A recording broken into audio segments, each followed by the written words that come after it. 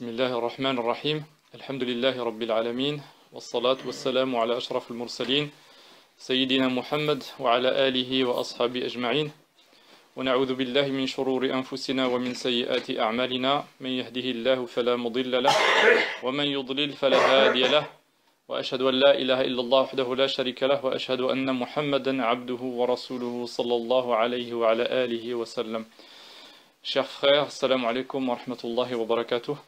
Je remercie qu'Allah récompense les organisateurs de cette rencontre fraternelle autour des fondements de notre religion, à savoir parler sur l'attachement qu'on doit avoir à notre prophète sallallahu alayhi wa sallam, qui est le dernier des messagers, mais avec la première communauté qui pourra entrer au paradis au jour du jugement, et on demande à Allah Azza wa Jal d'en faire partie et de faire que cette soirée soit l'une des causes qui nous rapproche de ce groupe qui fera partie des gens du paradis, Inch'Allah Azza wa Jal. Donc le sujet qui m'a été confié concerne l'éthique et le comportement du prophète sallallahu alayhi wa sallam. Comme vous savez tous, c'est un sujet qui est très vaste, donc moi je vais essayer de me limiter à certains points qui sont, je pense, assez importants à connaître dans le comportement du prophète sallallahu alayhi wa sallam. Et puis, alhamdulillah, il y aura, je pense, après un moment d'échange, etc., où les uns et les autres pourront à la fois compléter et interroger sur des points qui n'auront pas été abordés, en demandant à Allah Azza wa Jal de nous préserver de l'erreur et de faire en sorte qu'on reste bien droit sur son chemin. Donc, comme vous le savez tous, l'islam a une seule porte d'entrée. Cette porte d'entrée, c'est le premier pilier de l'islam, c'est la shahada. Et cette shahada comporte, comme vous le savez, deux points essentiels. Qui sont la ilaha illallah, premier point, et deuxième point, Muhammadun Rasulullah. Cette shahada, à elle seule, nous indique la raison même de notre existence. La raison même de notre existence, c'est que tout ce à quoi nos cœurs doivent être attachés ne vaut rien si cet attachement ne passe pas par Allah Azza wa Jal. C'est-à-dire, la ilaha illallah, c'est le but pour lequel nous vivons, c'est celui de reconnaître et d'adorer, de proclamer la gloire et les louanges de notre Seigneur Allah Azza wa Jal qui nous a créés et qui a créé tout l'univers. Donc c'est vraiment le but fondamental de notre vie, c'est le seul but pour lequel nous avons été créés. Ce but pour lequel nous avons été créés a besoin de guides, a besoin de jalons, a besoin de marqueurs pour nous permettre de marcher tous de façon sûre vers cet objectif-là et être à l'abri de l'erreur. Et Muhammad Rasulullah, c'est le fait, sallallahu alayhi wa sallam, que Allah subhanahu wa ta'ala a envoyé ce dernier messager qui est Muhammad sallallahu alayhi wa sallam.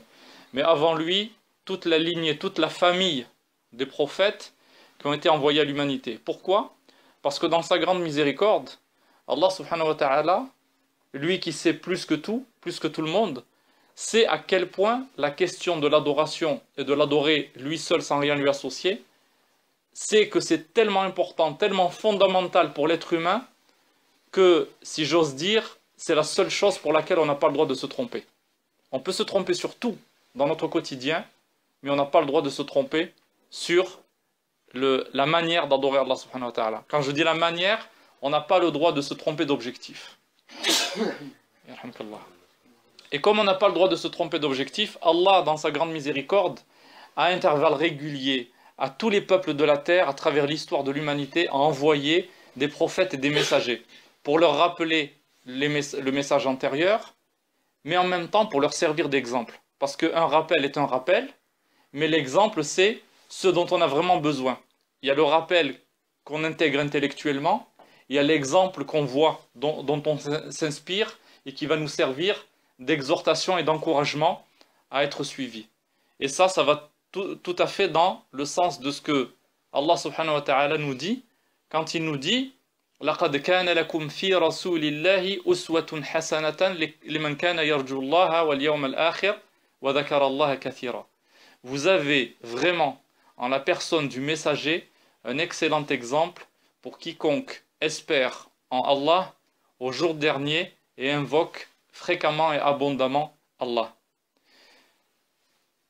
De plus, Allah subhanahu wa ta'ala, lorsque il a envoyé le prophète Muhammad sallallahu alayhi wa sallam, il l'a envoyé avec la chose suivante. Le prophète sallallahu alayhi wa sallam transmet le dernier message à l'humanité.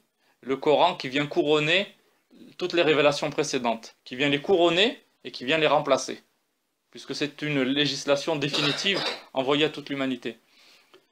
Donc le prophète sallallahu alayhi wa sallam va servir à la fois de transmetteur d'un message qui est le Coran, la parole d'Allah, et il va la transmettre par la langue, puisqu'il va réciter tous les versets qui vont lui être révélés, mais il va transmettre ce message par sa propre personne, par son comportement au quotidien, dans tous les aspects de sa vie. Dans tous les aspects de sa vie. Allah subhanahu wa ta'ala, qu'est-ce qu'il dit? Il dit « Huwa alladhi ba'atha fil ummiyina rasulan minhum, yatlu alayhim ayatina wa yuzakkihim, wa yu'allimuhum al-kitaba wal hikmah, wa in kanu min qablu lafi dalalin mubin. » C'est lui, Allah, qui a envoyé parmi les illettrés un messager d'entre eux, pris parmi eux, pour yatlu alayhim ayatihi, c'est-à-dire leur réciter ou leur exposer ces versets. Wa yuzakkihim, les purifier. Wa yu'allimuhum al-kitaba wal hikmah, pour leur enseigner al-kitab, donc le livre d'Allah, et le hikmah. Le hikmah, c'est en fait sa sunna, la tradition du prophète sallallahu alayhi wa sallam, et le fait de remettre chaque chose à sa place. Aïcha radiyallahu anha, quand elle était interrogée sur le prophète sallallahu alayhi wa sallam, elle disait son comportement, c'était le Coran. Vous lisez le Coran, ou vous regardiez la façon de se comporter du prophète sallallahu alayhi wa sallam, vous ne faisiez que retrouver les versets que vous avez l'habitude de lire dans le Coran, puisque c'était la concrétisation même de son comportement. Quand on parle de comportement éthique, on parle de comportement au sens large. Au sens large, c'est-à-dire que ce n'est pas, comme certains peuvent le comprendre, juste le caractère, juste les traits de caractère. Le comportement éthique, vous savez, l'éthique, quand on parle de l'éthique, c'est en réalité, le comportement éthique concerne, comme j'ai dit tout à l'heure, le comportement dans toutes les sphères de la vie. Comment le prophète sallallahu alayhi wa sallam était avec Allah, avec lui-même, avec ses proches, avec les compagnons, avec les musulmans, avec les non-musulmans, avec ses voisins, avec ses amis et ses ennemis, comment il était même avec les animaux, comment il était avec les éléments même de la nature. Mais pour nous, ce qui est absolument fondamental, c'est que ce rappel, pour lequel j'espère être le premier qui en tirera profit, avec vous, Inch'Allah, c'est que ce rappel n'aura de véritable poids, de véritable sens, que si le fait de suivre le message d'Allah Azza wa Jal se fait avec la condition, je dirais, sine qua non, c'est de l'aimer, le prophète sallallahu alayhi wa sallam. Parce que connaître quelqu'un en théorie sans l'aimer, on va peut-être étudier certaines choses et puis ou en entendre certaines autres, ça rentrera par une oreille, ça ressortira par l'autre, on en retiendra certaines choses. Alors que quand plus on aime quelqu'un, plus on va s'inspirer de lui, plus on va chercher à s'inspirer de lui. C'est cette énergie, cette motivation qui va nous inspirer et nous aider à suivre cet exemple. Et ça d'autant plus que Allah subhanahu wa ta'ala va lier l'amour d'Allah subhanahu wa ta'ala, puisque rappelons-le, l'adoration d'Allah, qu'est-ce que c'est adorer Allah? Adorer Allah, c'est lui vouer, c'est lui attacher son cœur avec le maximum, le plus haut degré d'amour et le plus haut degré de soumission. C'est ça le sens profond de l'adoration. Et tawhid, quand on parle de tawhid, c'est vraiment que dans nos cœurs, rien n'a autant de valeur qu'Allah subhanahu wa ta'ala. Rien n'a autant d'amour de notre part qu'Allah, et rien n'a autant de crainte et d'espoir qu'Allah subhanahu wa ta'ala, enfin que nous vis-à-vis d'Allah subhanahu wa ta'ala. Donc, cet amour qu'on doit vouer pour Allah, puisque nous sommes dans son adoration, il y a quelque chose qui est automatiquement attaché à l'amour d'Allah subhanahu wa ta'ala. Allah subhanahu wa ta'ala nous dit dans le Coran, en s'adressant au prophète sallallahu alayhi wa sallam, قُلْ إِن كُنْتُمْ تُحِبُّونَ اللَّهِ, dis, ya Muhammad, dis, si vraiment vous aimez Allah, fattabi'uni, yuhbibkumullah wa yaghfir lakum dhunubakum wallahu ghafurur rahim. Si vraiment vous aimez Allah, alors suivez-moi, c'est-à-dire suivez le prophète sallallahu alayhi wa sallam. C'est la condition obligatoire pour que la conséquence soit yuhbibkumullah, afin qu'Allah vous aime. Si vraiment vous aimez Allah, la preuve de notre amour pour Allah, c'est le fait de suivre le messager d'Allah sallallahu alayhi wa sallam. Et la conséquence, c'est qu'Allah va nous aimer et nous pardonner nos péchés. Donc aimer Allah, c'est une chose. Suivre le prophète sallallahu alayhi wa sallam. Comment suivre un inconnu? Donc la première chose, c'est de connaître le prophète sallallahu alayhi wa sallam. De le connaître le prophète sallallahu alayhi wa sallam, c'est d'étudier sa vie, d'étudier la sira du prophète sallallahu alayhi wa sallam. Certains peuvent se dire parfois, non, le Coran, je me suffis du Coran, il y a tout, il y a l'essentiel, il y a les quelques hadiths qui sont connus, etc. Je vais m'en suffire. Non. Le prophète sallallahu alayhi wa sallam, c'est la personne qui, il y a 14 siècles, a changé, entre guillemets, a changé le cours de l'histoire humaine. Il a changé le cours de l'histoire humaine à tel point que beaucoup de non-musulmans ont parlé de lui en disant des choses. Il y a des déclarations des déclarations selon lesquelles si le prophète sallallahu alayhi wa sallam vivait à notre époque aujourd'hui, il aurait réglé tous les problèmes de la planète. Et ça, ce sont des non-musulmans qui l'ont dit. Il a eu des adversaires et des ennemis, mais il y a des gens, même si ils ne partageaient pas le message, ils n'acceptaient pas le message d'Allah, ont quand même reconnu que le prophète sallallahu alayhi wa sallam a été l'une des personnes de l'histoire humaine qui a bouleversé le cours de l'histoire et changé la face du monde. Par la grâce d'Allah subhanahu wa ta'ala. Et donc, nous qui sommes musulmans, alhamdoulilah, qui avons reconnu ce message, nous avons encore plus, pas le droit, le devoir d'étudier sa vie. Et sa vie, on a, alhamdoulilah, pas mal de livres qui sont écrits. Vous connaissez pour beaucoup le Nectar cacheté, par exemple, Al-Rahiq al-Makhtoum. Vous avez un autre livre qui est aussi récent de Adil Salahi qui s'appelle le prophète Mohammed, homme et prophète.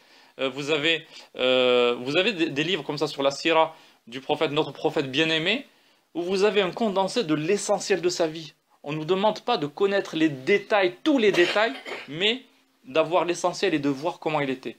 Parce que pour qu'Allah subhanahu wa ta'ala dise « Laqad kana lakum fi rasulillah uswatun hasana » pour qu'Allah dise que nous avons en la personne du messager un excellent exemple, ça veut dire quoi? Nous sommes plus d'1,5 milliard de musulmans aujourd'hui. Nous avons tous une vie quotidienne différente.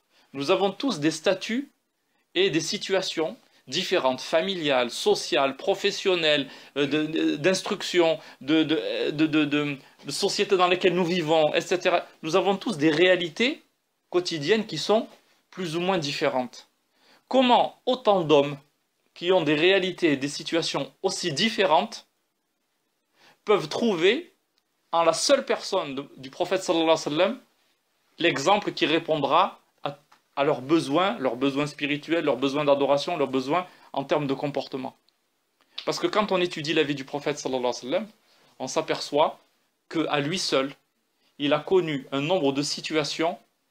Je ne pense pas qu'il y ait d'autres hommes qui aient vécu autant de situations diverses. Il est né, il était orphelin.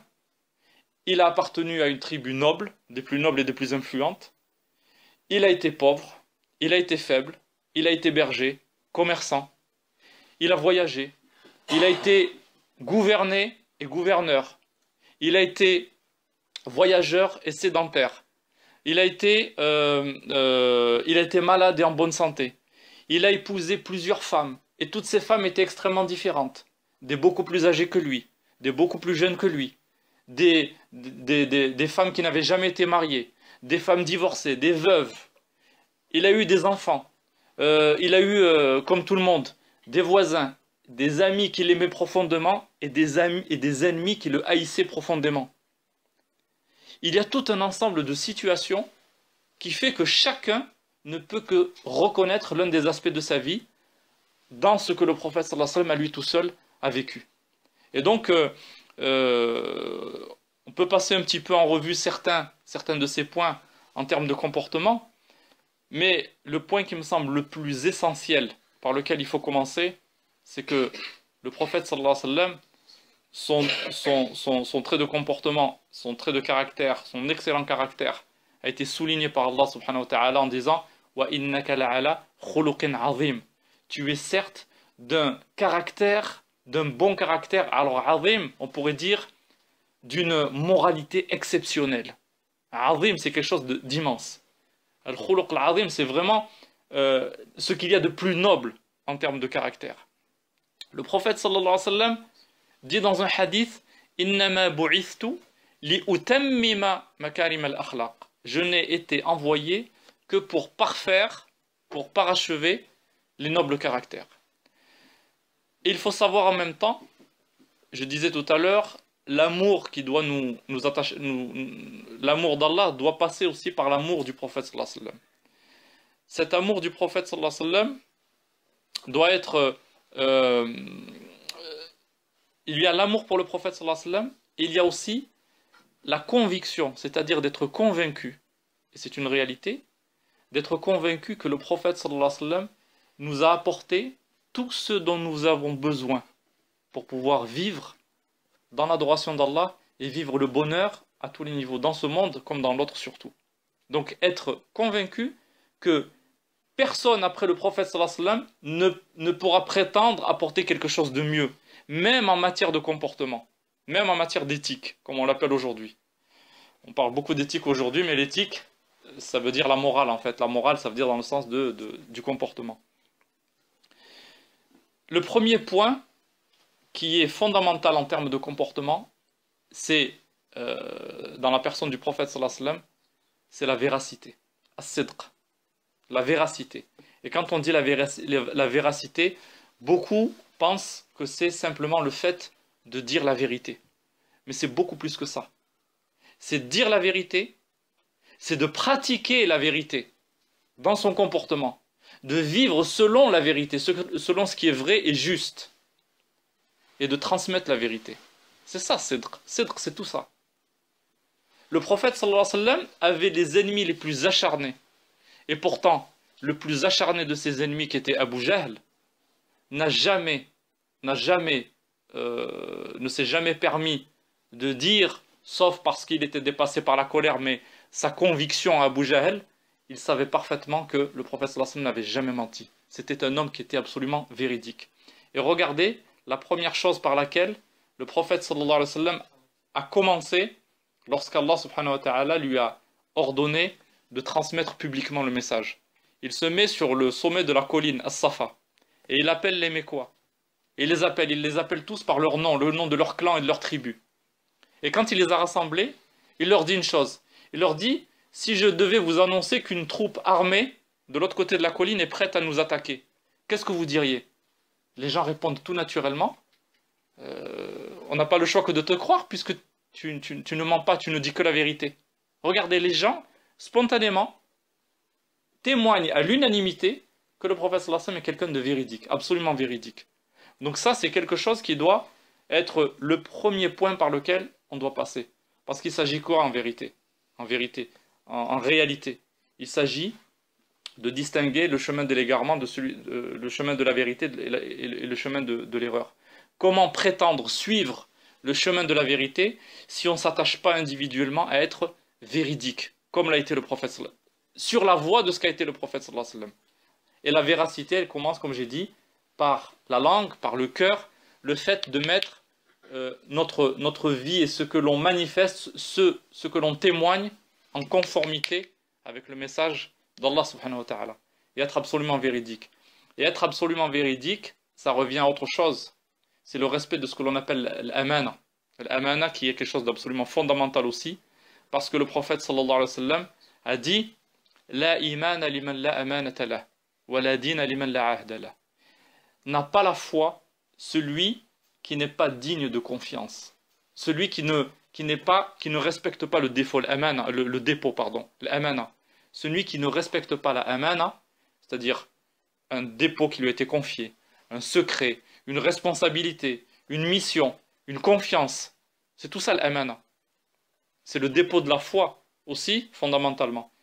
celui qui ne respecte pas une chose qui lui a été confiée, le prophète sallallahu alayhi wa sallam, il dit la imana liman la amanata lah. Celui-là, il n'a pas la foi, en réalité, au fond. Wala dina liman la ahda lah. Celui qui ne respecte pas ses engagements, regardez, on revient à la véracité, celui qui ne respecte pas ses engagements n'a pas de religion. C'est ce que le prophète sallallahu alayhi wa sallam nous dit. Donc la amana.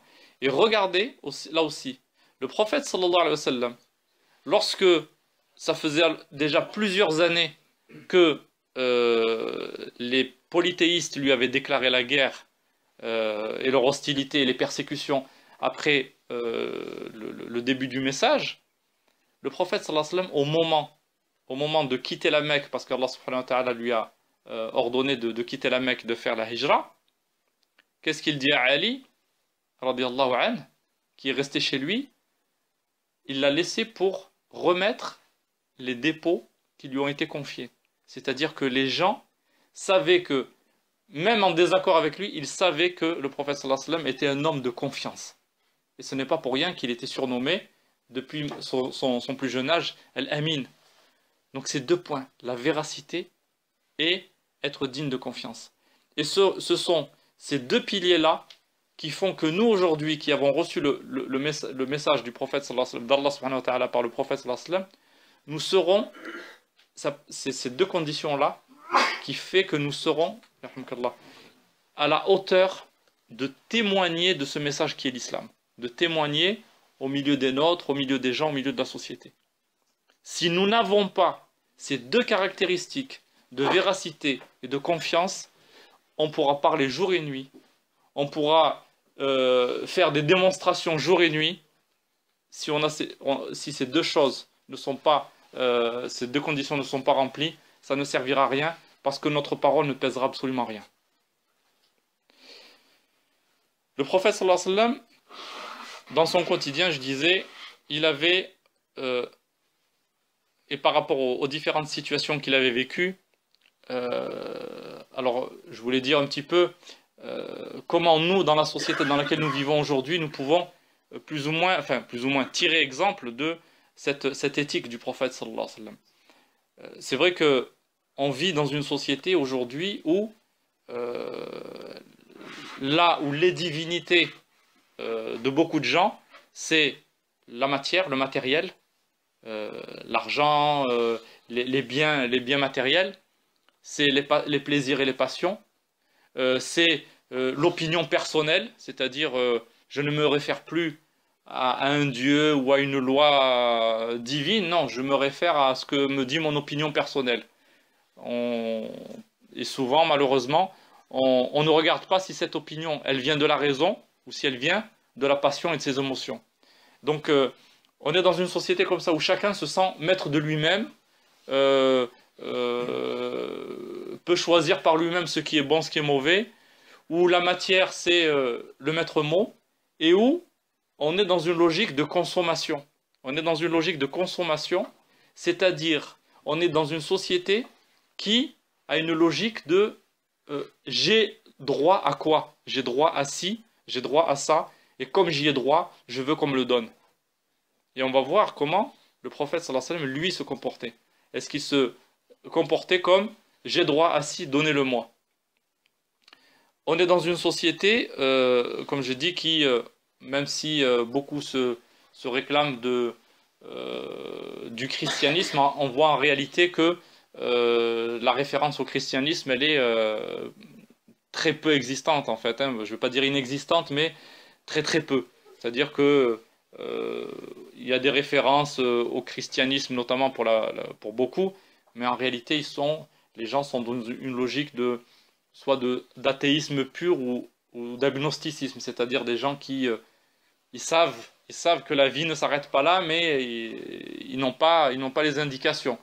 Ils ne savent pas trop. Ils disent je crois pas en grand chose, mais je sens qu'il y a quelque chose. Bon, c'est vraiment le doute dans leur cœur.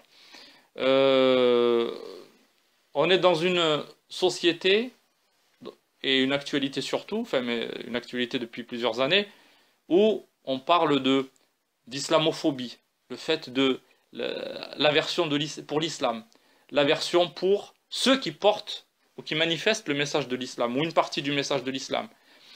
face à des peurs, face à des préjugés sur le statut des femmes, sur la notion de jihad, sur le mot même de sharia. On sait très bien, nous, que ce sont les règles de vie qui régissent le quotidien des musulmans. Dans l'adoration, dans leur comportement, etc. C'est tout ça la sharia. Donc aujourd'hui, quand vous dites comme ça la charia, les gens pensent à quoi? C'est couper des têtes et couper des mains, etc., etc. Donc revenons à quelques exemples dans la vie du prophète sallallahu alayhi wa sallam pour voir par rapport à certains de ces points. J'ai pas la prétention de tout parcourir, mais revenons à certaines choses. Le statut des femmes, par exemple. On dit oui, regardez, l'islam a avili la féminine. Il suffit de regarder ce qui se passe dans les pays musulmans, le voile, signe de soumission de la femme, etc., etc., etc. Comment le prophète sallallahu alayhi wa sallam était? Sa première épouse était Khadija radiallahu anha.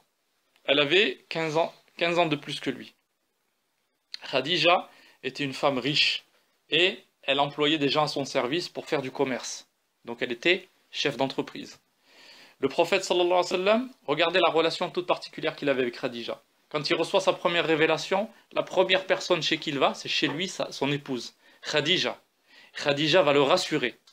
Khadija va faire preuve de sagesse, radiallahu anha. Khadija va le protéger, va croire à son message parce qu'elle sait qu'il dit la vérité. Et Khadija est une femme que le prophète sallallahu alayhi wa sallam aura tellement aimée et chérie qu'il en parlera même des années après sa mort. Même après la mort de Khadija, le prophète sallallahu alayhi wa sallam continuera à entretenir des relations plus que cordiales, d'excellentes relations avec l'entourage de Khadija, les gens que Khadija aimait. Au point même où Aïcha radiallahu anha, qui était la plus jeune de ses épouses, était jalouse de Khadija qui était morte depuis des années et des années.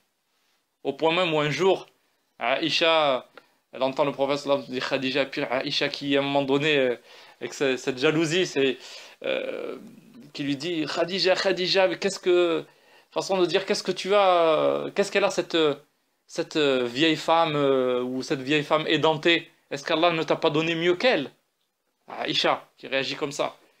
Et le prophète sallallahu alayhi wa sallam qui lui dit non, mais dans le sens ne prétend pas être mieux qu'elle, parce que Khadija, elle a eu foi en lui lorsque tout le monde rejetait son message, elle l'a soutenu quand les gens le méprisaient, etc., etc. Donc le prophète sallallahu alayhi wa sallam continue à témoigner l'amour qu'il avait pour sa femme Khadija qui était défunte depuis très longtemps. Même par rapport à Aïcha, regardez, et ça doit nous parler aussi. Lorsque vous avez par exemple aujourd'hui certaines choses, bon, peut-être par pudeur, mais des fois au niveau du poids de certaines traditions, on dit il faut jamais prononcer le nom des femmes, etc., etc., comme si la femme était une personne qui était inexistante. C'est vraiment la personne cachée qui est chez soi, puis que des compagnons ont demandé au prophète sallallahu alayhi wa sallam. Ils lui ont dit quelle est la personne que tu aimes le plus? Il a dit Aïcha. Aïcha. Regardez, des hommes lui posent la question quelle est la personne que tu aimes le plus? Aïcha. Et les hommes lui ont dit mais on voulait dire parmi les hommes en fait qui tu aimes le plus? Abu Bakr radiyallahu anhu. Donc le prophète sallallahu alayhi wa sallam sans aucun complexe qui dit c'est la personne que j'aime le plus.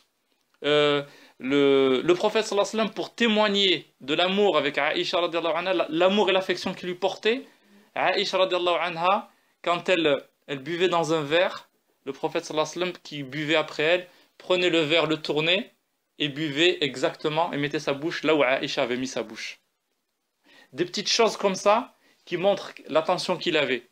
Le prophète sallallahu alayhi wa sallam qui a dit aux époux lorsque il y a des disputes, etc., quand le mari est mécontent et qu'il y a des différends dans le couple, il dit, le prophète sallallahu alayhi wa sallam, il dit que l'un d'entre vous ne dise pas à sa femme, lorsqu'il se met en colère, qu'il ne dise pas à sa femme tu es laide, ou bien que Dieu t'enlaidisse. Ne dites pas des choses comme ça à vos épouses. Même le fait de dire ça, je ne parle même pas des insultes et je ne parle même pas des coups. Ne dites pas ça. Le prophète sallallahu alayhi wa sallam, lorsque les compagnons prenaient comment on appelle ça? Vous savez ce qui est transporté pendant les voyages, là où les femmes et les épouses du prophète sallallahu alayhi wa sallam montaient, je me souviens plus du nom de... Palanquin, c'est ça? Le? Palanquin, Le palanquin, barakallahu fik, c'est ça, j'avais le mot au bout de la langue. Quand tu voyais les compagnons qui soulevaient le palanquin, parce que le prophète sallallahu alayhi wa sallam, qu'est-ce qu'il leur disait? Rifqan bil qawarir. Faites attention au cristal. Regardez comment le prophète sallallahu alayhi wa sallam parlait des femmes. Faites attention, c'est du cristal. Regardez. Il parle aux hommes, il leur dit, n'y allez pas trop fort, allez-y doucement, de la douceur. Il compare les femmes au cristal, c'est-à-dire à la fois précieux et fragile et délicat. Ça, c'est la façon dont le prophète sallallahu alayhi wa sallam parlait aux femmes, parlait des femmes. Le prophète sallallahu alayhi wa sallam, la position des femmes, le prophète sallallahu alayhi wa sallam, il dit khayrukum khayrukum li ahli. Le meilleur d'entre vous, c'est celui qui a le meilleur comportement avec sa famille et sa femme. Le prophète sallallahu alayhi wa sallam, regardez, le dernier message envoyé au plus grand nombre de musulmans qui a été khutbat al-wada', la khutba, le discours de l'adieu, le jour de son dernier pèlerinage à Arafat, le contenu de son message. À l'intérieur, il parle beaucoup de soyez bienveillants, soyez bienfaisants vis-à-vis de vos épouses, ayez un bon comportement, ne donnez-leur leurs droits, acquittez-vous de vos devoirs, soyez bienveillants, protégez-les, etc., etc. Le prophète sallallahu alayhi wa sallam, donc, a insisté même dans ses discours les plus solennels sur le fait d'être bienveillant vis-à-vis des femmes. Ça, c'est par rapport, et on pourrait sortir d'autres exemples, il y en a beaucoup. Le prophète sallallahu alayhi wa sallam, comment il était avec ses compagnons. Le prophète sallallahu alayhi wa sallam avec ses compagnons, pour résumer la chose,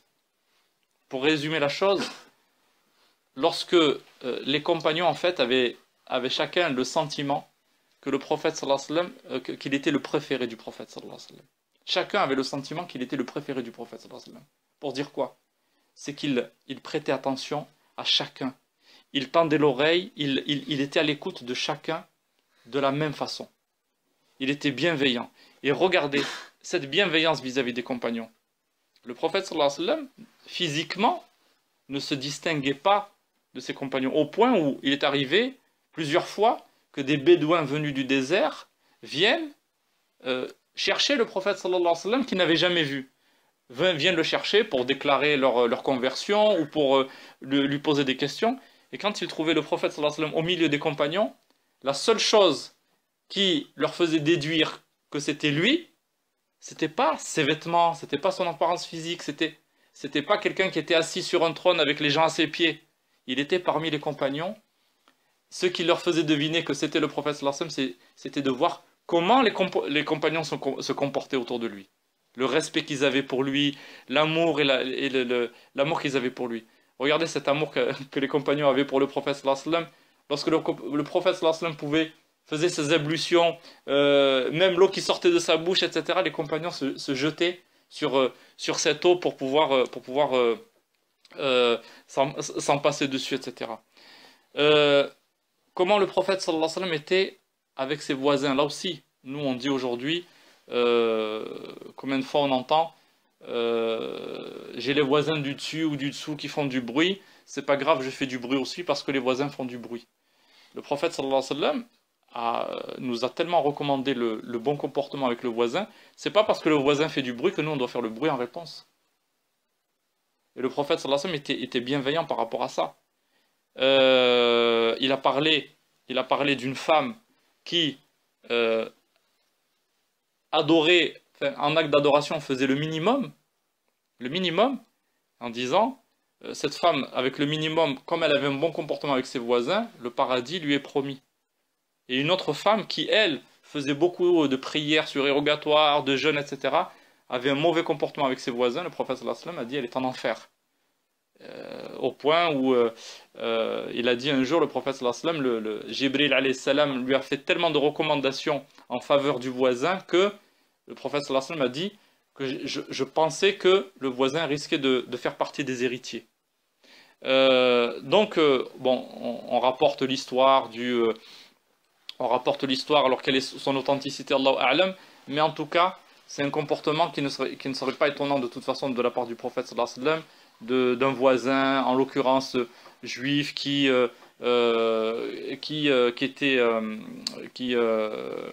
laissait des nuisances ou des choses devant chez le prophète sallallahu alayhi wa sallam, et pour lequel le prophète sallallahu alayhi wa sallam n'a jamais répondu d'une façon sèche, agressive ou violente. Le prophète sallallahu alayhi wa sallam a vécu lors de la période de la persécution des choses de la part des polythéistes, où il était calomnié, traité de magicien, où on se moquait de lui, etc. Et le prophète sallallahu alayhi wa sallam gardait toujours son sang-froid. Là, je parle devant des adversaires qui étaient acharnés devant lui. Que dire alors des voisins, et des voisins, même si ils sont plus ou moins bruyants, etc. Que dire si nous on répond de la même façon qu'eux? Alors que, comme je disais tout à l'heure, si on s'attache à être dans la véracité, si on s'attache à être, si vraiment on accomplit, on remplit notre devoir de porter la amana, ces voisins-là, ce serait justement l'occasion de les exhorter doucement au rappel. Comment le prophète sallallahu alayhi wa sallam se comportait vis-à-vis des non-musulmans? Et aujourd'hui, l'actualité fait dire beaucoup de choses. Il y a non-musulmans et non-musulmans. Allah subhanahu wa ta'ala nous dit, La yanhakumullah anil ladhina lam yuqatilukum fid din wa la yukhrijukum min diyarikum an tabarruhum wa tuqsitu ilayhim inna Allaha yuhibbul muqsitin. Allah ne vous interdit pas vis-à-vis des gens qui ne vous combattent pas dans la religion ou pour votre religion, et qui ne vous font pas sortir de chez vous, de vos demeures, qui ne vous expulsent pas, d'être bienfaisant avec eux et équitable, parce qu'Allah aime les gens équitables. Et il y a de l'autre côté ceux qui se comportent d'une façon injuste. C'est là qu'Allah subhanahu wa ta'ala dit Innama yanhakumullahu anil ladina qatalukum fid din wa akhrajukum min diyarikum wa zaharu ala ikhrajikum an tawallawhum. Allah subhanahu wa ta'ala dit ne vous faites pas les alliés de ceux qui vous combattent, qui vous expulsent de chez vous et qui appellent ouvertement à votre expulsion. Ça, c'est ne faites pas alliance avec ces gens-là. Ces gens qui vous déclarent la guerre ouvertement. C'est une évidence, c'est tout à fait logique. Pourquoi je dis ça?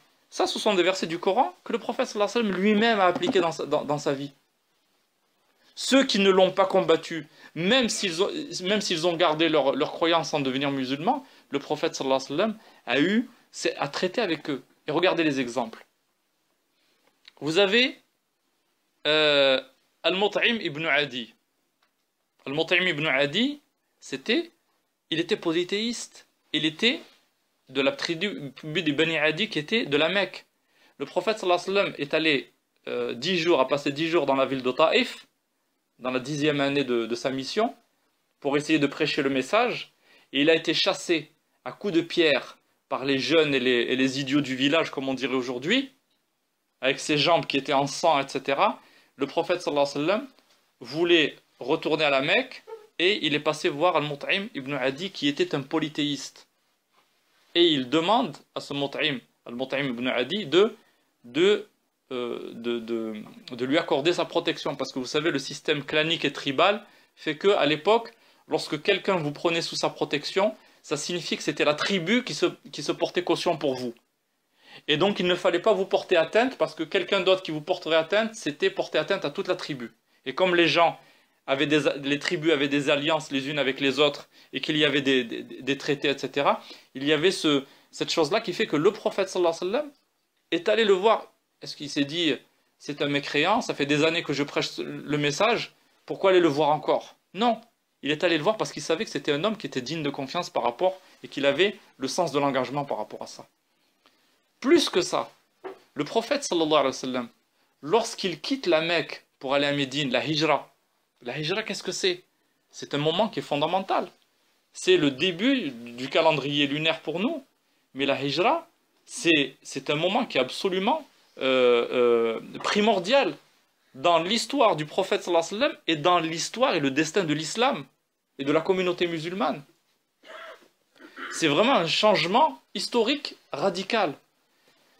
Ce déménagement, entre guillemets, ce voyage qui allait se faire de la Mecque à Médine, le prophète sallallahu alayhi wa sallam était accompagné d'Abu Bakr, radiallahu anhu, son compagnon et meilleur ami, etc., son compagnon de voyage.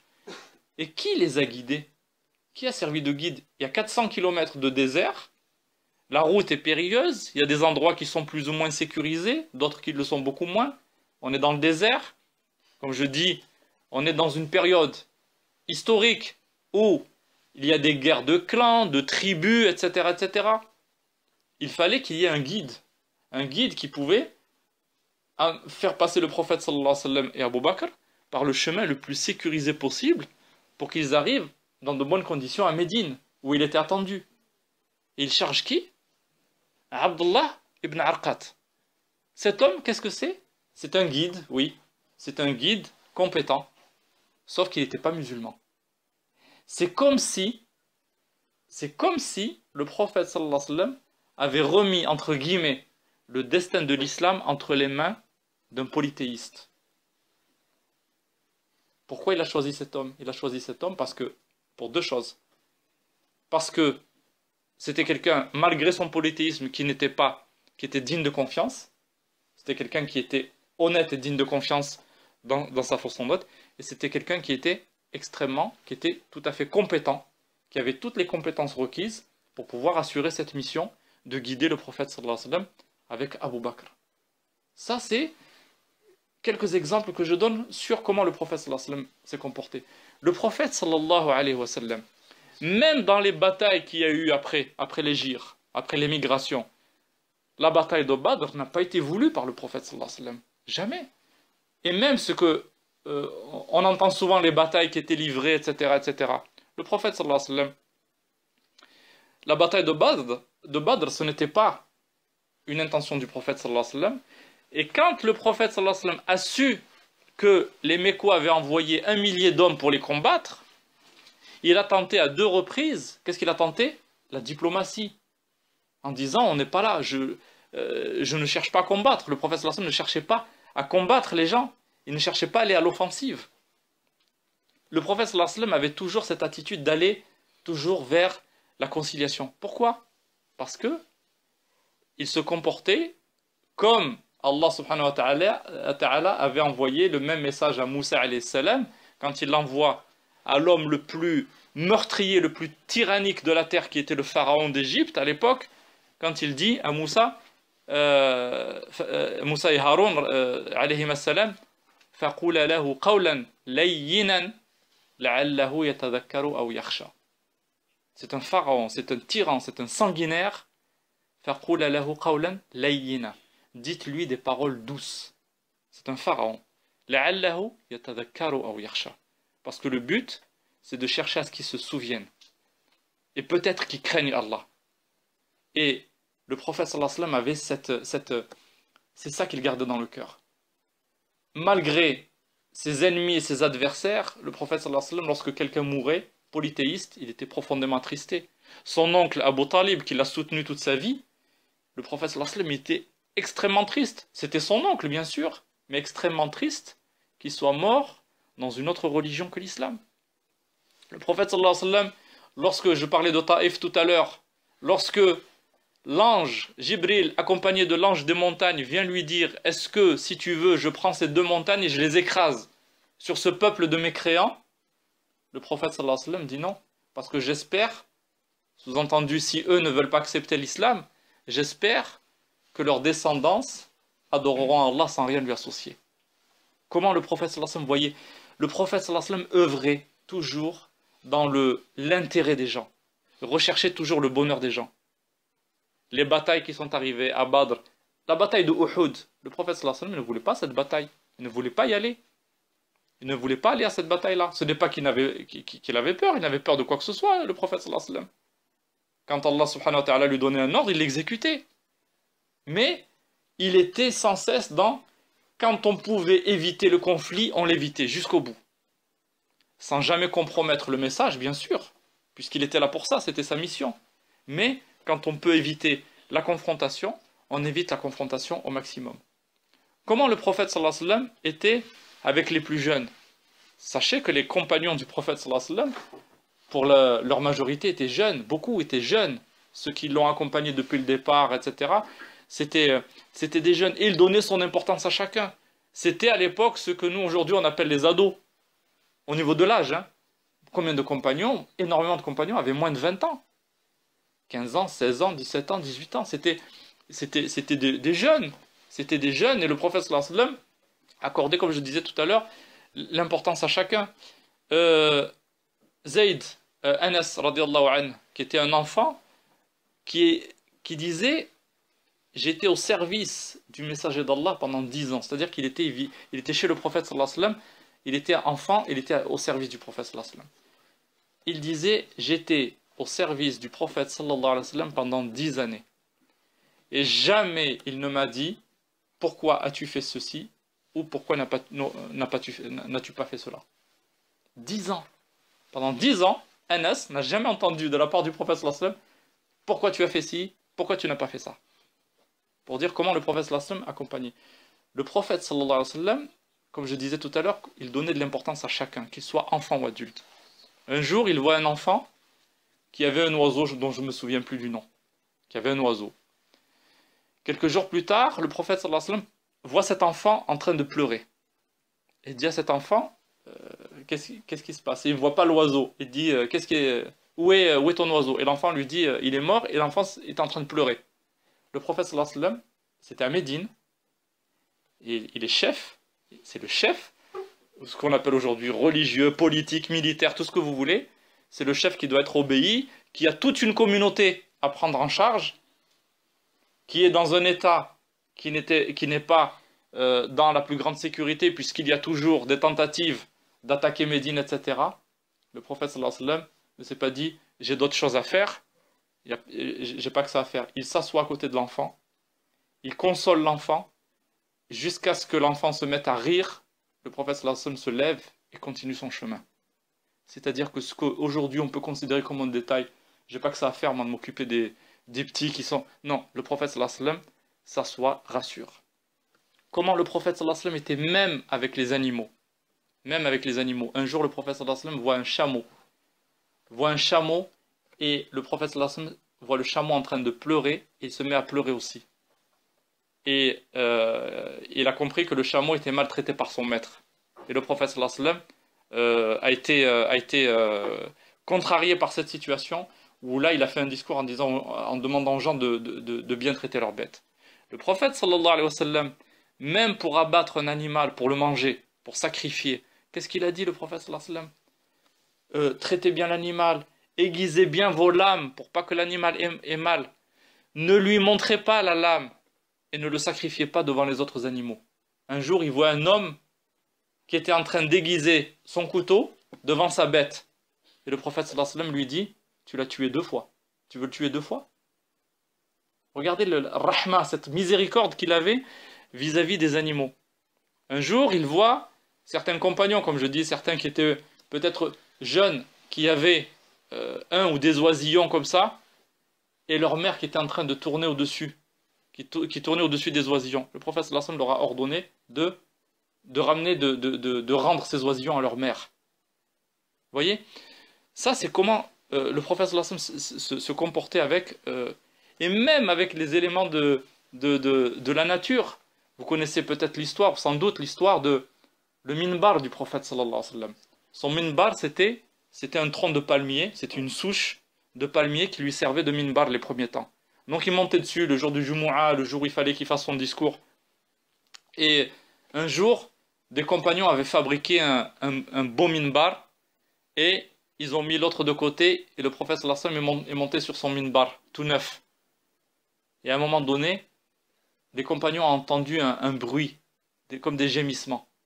Le prophète sallallahu alayhi wa sallam est descendu de son minbar, est allé voir le tronc du palmier qui lui avait servi de minbar auparavant, et c'était en fait cette souche de palmier, ce premier minbar, qui était en train de gémir et de pleurer, parce que le prophète sallallahu alayhi wa sallam ne se servait pas de lui. Et le prophète sallallahu alayhi wa sallam à caresser et consoler cette souche de palmier jusqu'à ce que le gémissement a cessé. Ça, on se dit, c'est un tronc de palmier, ça c'est qu'un arbre, ça c'est qu'une plante, etc. Tout ça a été créé par Allah subhanahu wa ta'ala, et regardez comme, jusqu'où. Et quand on parle aussi de le comportement vis-à-vis de la nature, le comportement, l'écologie comme on l'appelle aujourd'hui, où aujourd'hui on raisonne en termes de catastrophe. On devient écologiste parce que la situation écologique est catastrophique à travers le monde. Le prophète sallallahu alayhi wa sallam était pas écologiste, c'était bien au-delà de ça, mais le respect des ressources naturelles qu'Allah subhanahu wa ta'ala a mis à notre disposition. Le respect de ces ressources naturelles. Il voit un homme qui est en train de faire ses ablutions dans une rivière dans une rivière, dans un cours d'eau.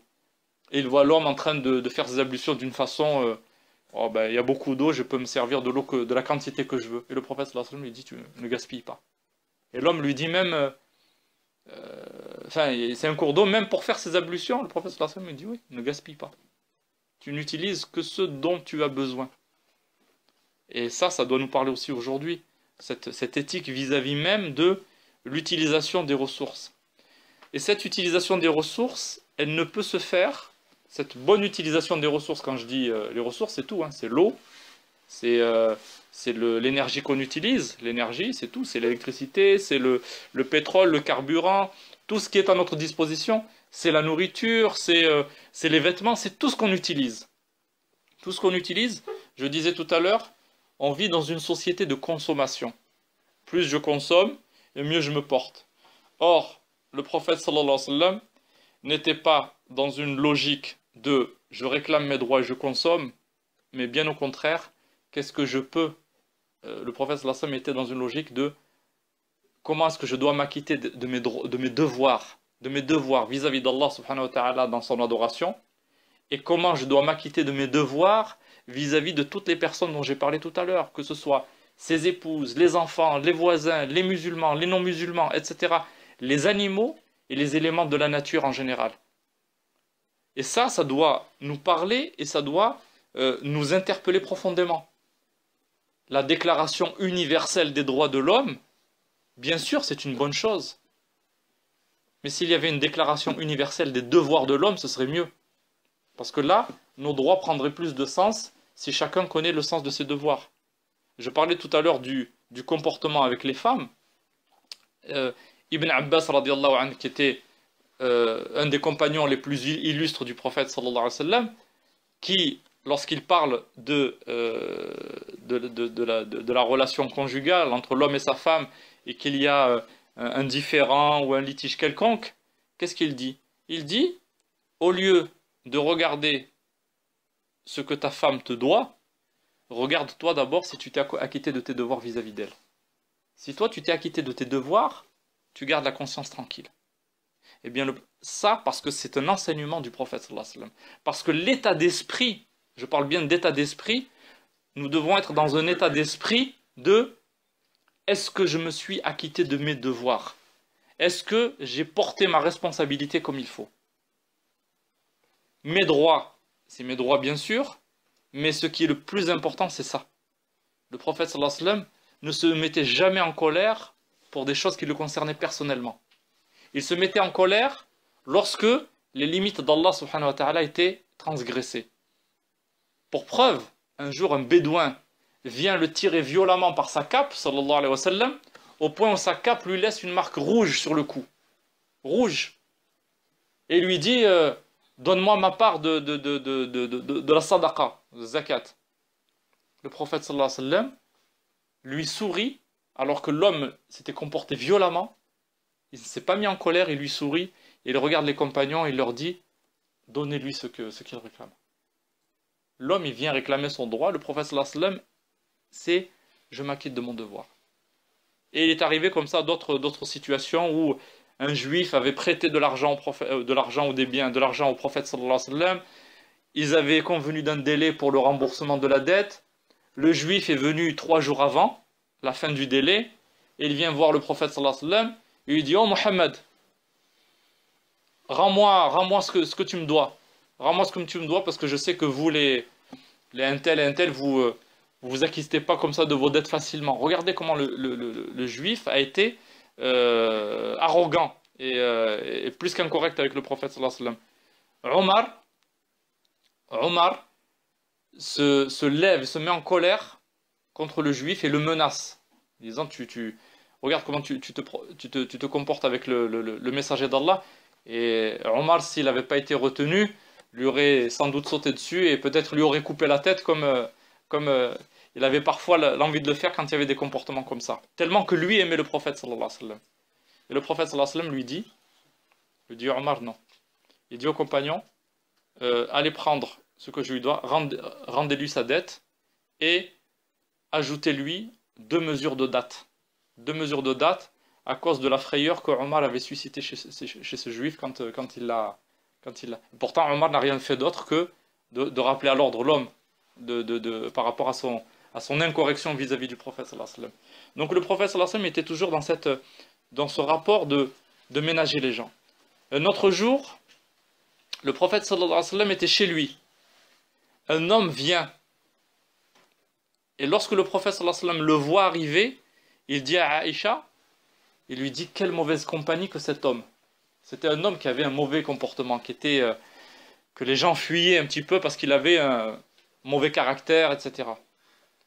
Il le reçoit chez lui, il lui sourit, il l'accueille, il reste avec lui le temps que l'homme est resté, et quand l'homme est parti, Aïcha radiallahu anha dit au prophète sallallahu alayhi wa sallam, elle n'a pas compris, il dit, au moment où il arrive, tu sembles te plaindre du comportement de cet homme, mais tu t'es comporté avec lui comme si tu l'aimais, comme si c'était ton compagnon, etc., etc.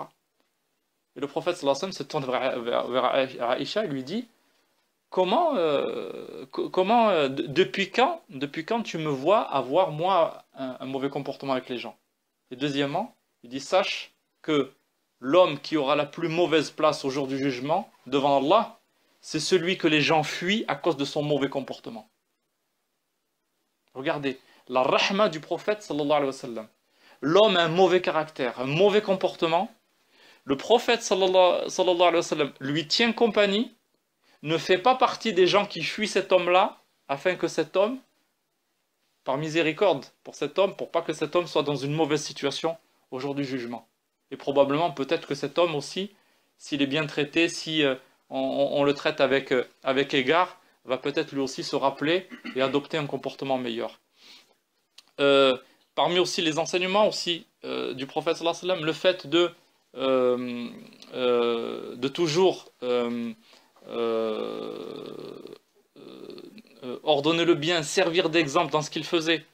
Servir d'exemple dans ce qu'il faisait, parce que c'est toujours facile de parler et d'exposer les choses. Quand je dis c'est facile, je parle pour nous. Mais le prophète sallallahu alayhi wa sallam joignait le geste à la parole. Il avait ce comportement-là, et dans énormément de hadiths, on voit, et ça doit nous inspirer.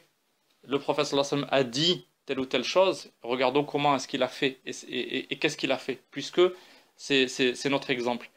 Je pense que dans les quelques points que j'ai exposés un petit peu, je pense qu'il y a pas mal de ces points que certains d'entre vous savent déjà, et savent mieux que moi, mais en tout cas dans cette façon que le prophète sallallahu alayhi wa sallam s'est comporté dans plusieurs aspects de sa vie avec plusieurs types de personnes ou de créatures, il y a pour nous suffisamment d'éléments, je pense, pour pouvoir appliquer ça à notre quotidien aujourd'hui et de nous rapprocher réellement, je dis bien réellement, de ce que nous avons le devoir de suivre, c'est-à-dire la sunna du prophète sallallahu alayhi wa sallam.